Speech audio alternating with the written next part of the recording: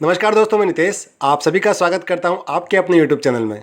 साथियों, आज का ये वीडियो आपके लिए बहुत ही मस्ट वॉच होने वाला है, क्योंकि आज हम वो बात करने वाले हैं जो बात हमारे कई साथियों के सामने आई होगी। वो कई साथियों को आज भी इसमें संदेह है। पहले वो बात जान लेते हैं। साथियों, मेरे पास एक सवाल आया था, और इसे सवाल नहीं एक शिकायत कहेंगे, कि लोगों को बेवकूफ़ बनाते हैं कि रोबोटिक सॉफ्टवेयर है, रोबोट तो कभी गलती नहीं करता। फिर कई लोगों के पास ज़्यादा डीपी कैसे चला गया, अब उनका डीपी माइनस शो हो रहा है। तो दोस्तों, जब सिस्टम ने डीपी वापस ले लिया था, उस समय ये शिकायत हर शांति को थी जिनके भी वॉलेट से डीपी कटा था। पूरी बात करते हैं इस पर, लेकिन पहले जान लेते हैं कि सिस्टम ने कोई अपडेट दी है या नहीं दी है। दोस्तों, अलग अलग समय पर एक्टिव की हुई कई आइडिया हैं, और आप तक जानकारी पहुंचाने से पहले खुद अपडेट देखते हैं। देखिए, सामूहिक रूप से इन आइडियों के अकाउंट में हुई किसी भी हलचल की जानकारी पहले लेते हैं। टीम लीडर्स या अपलाइनर्स की भी मदद ली जाती है इन कामों में, और किसी भी नई अपडेट को क्रॉस चेक करने के बाद ही आप तक पहुंचाते हैं।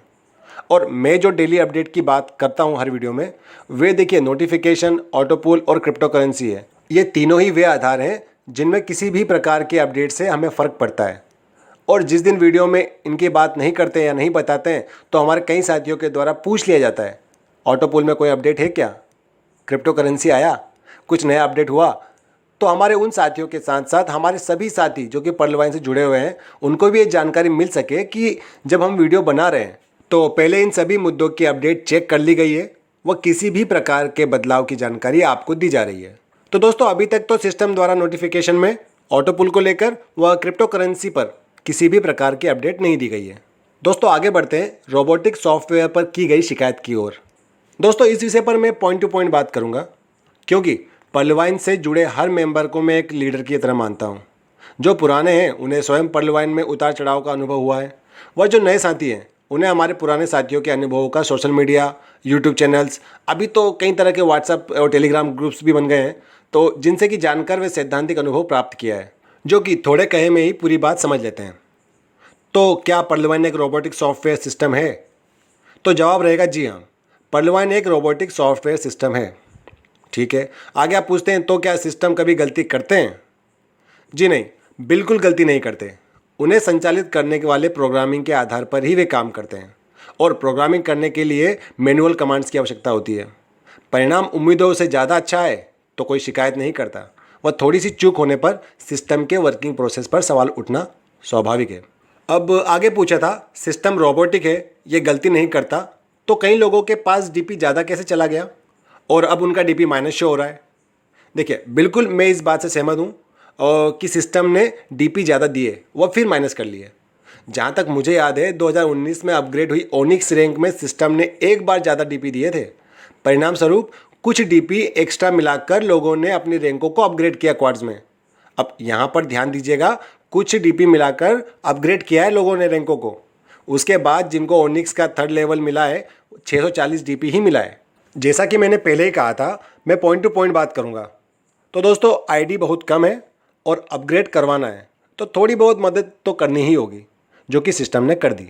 आगे बात करें कि डीपी माइनस शो हो रहा है, तो देखिए, अगर आप कोरल, ओनिक्स या प्लान बी की भी रैंकों को देखेंगे, तो सिस्टम ने सभी रैंकों के समय अंतराल में जो ख़त्म कर दिया समय अंतराल को। मतलब अभी सभी रैंक समान स्तर का ऑटोपुल पाई हुई हैं।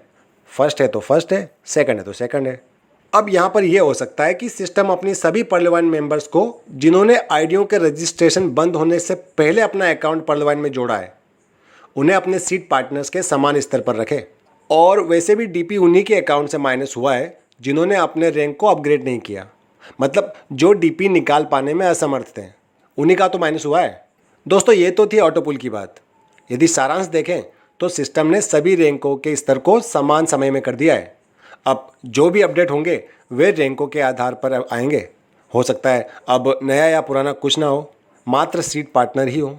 देखिए, अनुमान के लिए ये बात मैंने पहले ही कही है कि जितने लोग होंगे उतनी तरह की अलग अलग सोच होगी, और सिस्टम ने किसी भी प्रकार की त्रुटि की घोषणा नहीं की है कि गलती से ऑटोपुल ज़्यादा दे दिया गया है या गलती से डीपी माइनस में चला गया है।